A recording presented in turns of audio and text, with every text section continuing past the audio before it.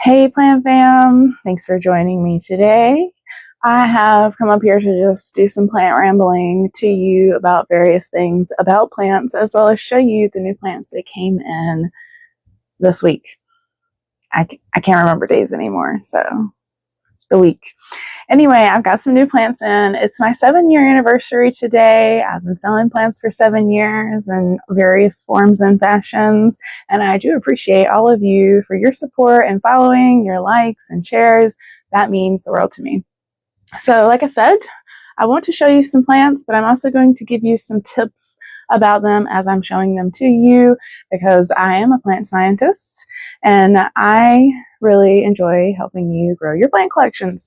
You're always asking me questions and sending me your plant pictures, and I appreciate that because it truly keeps me sharp. You know, if you don't use something, you lose it.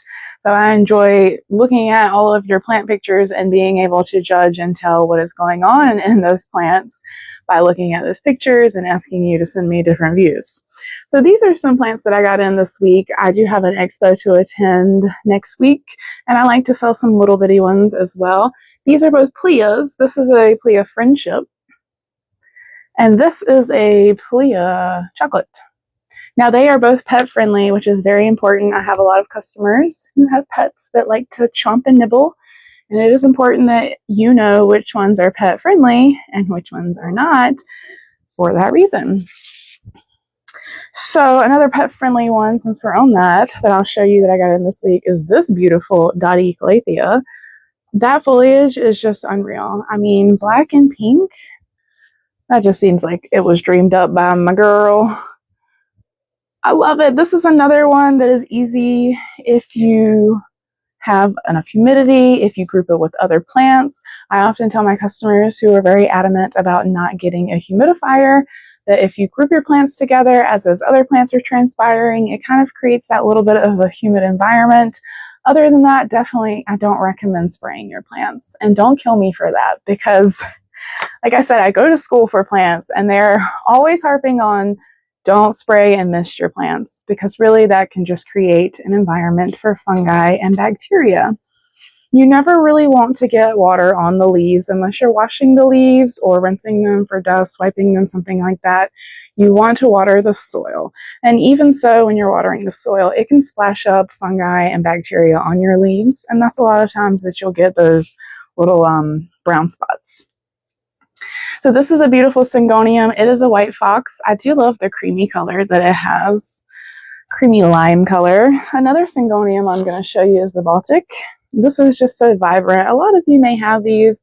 They are somewhat a little bit more common now, but really the Syngoniums, which most of you know as arrowheads, they are going to be easy plants to grow. They're very durable. They bounce back well if you try to.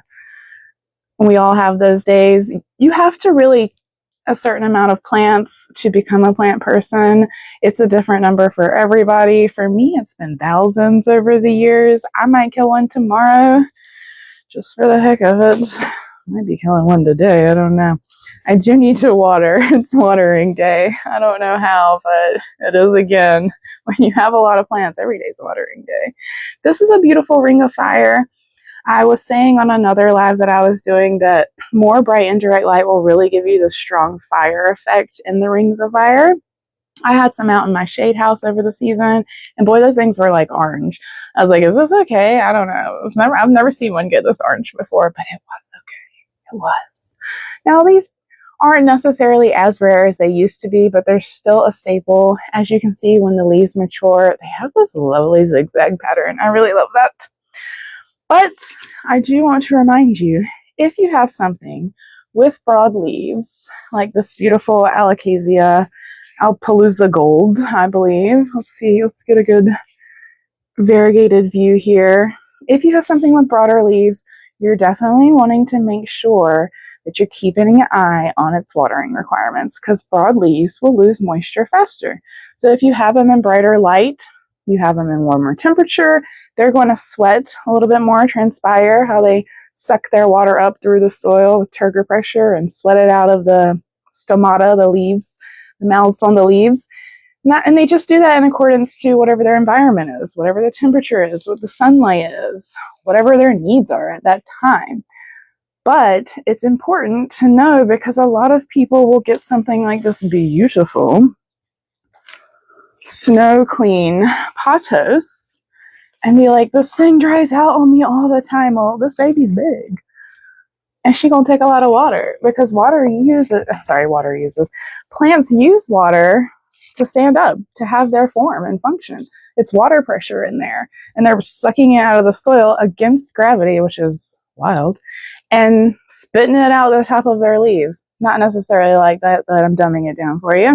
And if you have something with this many leaves and they're not waxy like a succulent will be, then they're definitely going to dry out a lot faster because they need a lot more water to keep, I don't want to say erect, but yeah, to keep erect, okay?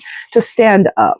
This is a beautiful Snow Queen pothos. If you like variegation but want something easier, Snow Queen pothos are definitely where it's at. I think it's my, stay over there. I think it's my favorite pothos. It's hard, even though pothos are so, they seem so generic. They're classics. We all have a lot of them. I hang them wherever, you know. Okay, so this is another beautiful plant. It's a philodendron snowdrift. Very lovely variegation on those. They do have the broader leaves, but they want to stay snug in their pot because they have smaller roots, so to say, you know, what they got going on. And they want to stay snug. You only want to go with like a rule of thumb, like 1 to 2 inches from the base of the plant to the side of the pot. And that's really to keep it from going into shock a lot. What's going on there when you have a plant that's in too large of a pot is the water will be moving from the base of the plant out to the outsides of the pot. It may seem to be still moist when you stick your fingers down in there, but the center of the plant where the roots are, they don't have any water anymore because it's moved on. It can also throw it into shock because it's trying to fill up that space with roots. But a good rule of thumb is like 2 finger widths in there from the base of the plant to the side of the pot. This is a beautiful Swiss cheese. I was saying earlier, those holes and splits can be called fenestrations, as I was saying earlier, and showing this beautiful skeleton key, how it's finally got some little fenestrated leaves down here. See the immature leaves, how they look nice and beautiful and long. When they start to mature and fenestrate, they'll have the funky little shape of the skeleton key. So I will show you also this beautiful large rubber tree ficus. I'm sorry, rubber tree Tenneke. It is so beautiful. I mean, it's unreal. Some people tell me that the plants I sell look fake, and I'm like, they totally are real because I have to water them all of the time. I did have a lady this week, the lady being my sister. She wanted a whole tray of polyalocasias, and I got them for her. I just say, like, did your husband know about that? And then I said, my bad, because I know she gonna get them anyway. Just like she got that big old guava tree in there, and it's still kicking, still kicking. So since it's my 7-year anniversary, I did have to have a lot of beautiful bloomers because that's who I am, me, beautiful bloomer. And I will point out to you, these are blooming calanchos, and they are really long lasting. I've had one that bloomed and lasted for like a month. Beautiful blooms. You can even cut off the spent blooms and they'll bloom again. They are also easy to bloom indoors. But as I was saying, the waxy leaves really help them to keep that moisture in. It's kind of like a waxy cuticle, and that helps them to not sweat as much. A lot of succulents live in drier environments, so they need that to survive. So anything that has like a waxy cuticle, waxy coating, snake plants, ZZ plants, succulents, you're not going to want to water them as much. They do prefer to dry out because they're holding that moisture inside of their plants. So thanks for joining me, plant fam. I appreciate you for all of my 7 years of hard work, and I do look forward to speaking with you again. Make sure you like and follow me so that you can check out all of my lives.